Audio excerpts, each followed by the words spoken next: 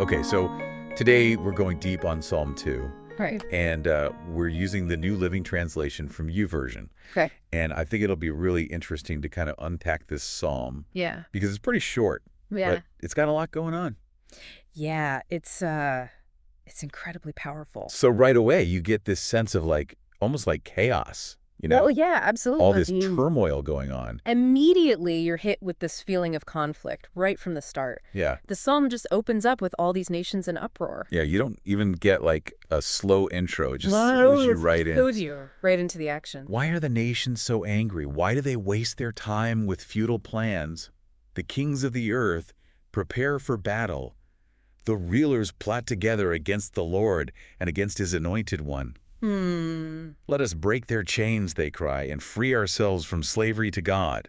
It's really striking, isn't it? It's like you can almost hear them shouting, Yes, you really get a sense of their defiance. Yeah, and this idea of the anointed one, that's something we see a lot in these texts, right? Right, it usually refers to a leader. Yeah. Someone chosen by God. Divinely chosen, exactly. It's a powerful concept, this desire to break free from any higher authority. Yeah, like they're saying we want to be in control. Exactly, and it's not just individuals, it's whole nations. Yeah, it's like a collective rebellion. The kings, the rulers, they're all in on it. Yeah, but then we get this total shift in perspective. Oh, yeah. Like the scene totally changes. It gets really interesting here. Verses 4 and 5 Yeah.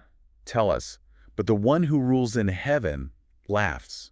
The Lord scoffs at them.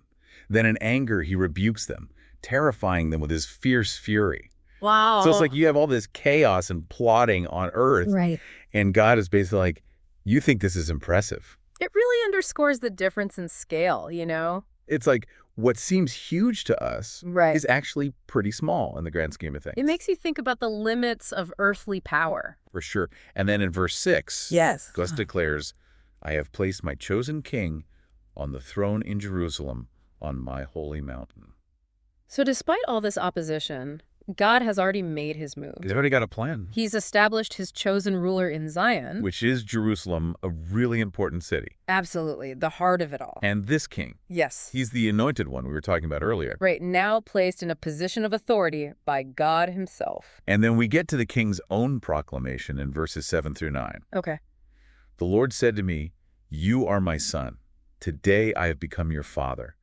Only ask, and I will give you the nations as your inheritance, the whole earth as your possession.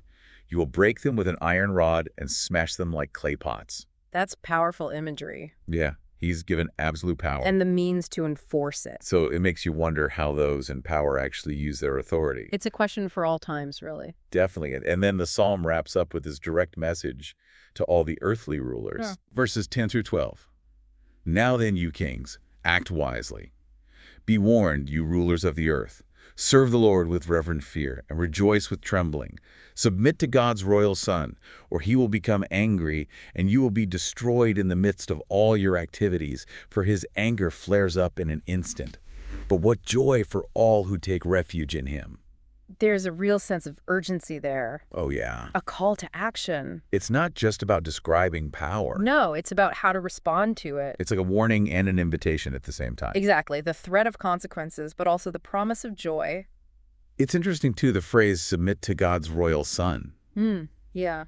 Scholars have different interpretations of what that actually means. I can imagine. So for everyone listening, think about what this ancient text tells us about power and authority, both back then and even now. It's a timeless question. When you're facing huge challenges, Yeah. where do you look for safety and security? It's something to really think about. A lot to unpack in these few verses. For sure. It's really a powerful psalm. Absolutely. Thanks for diving into it with me. Yeah, thanks for having me.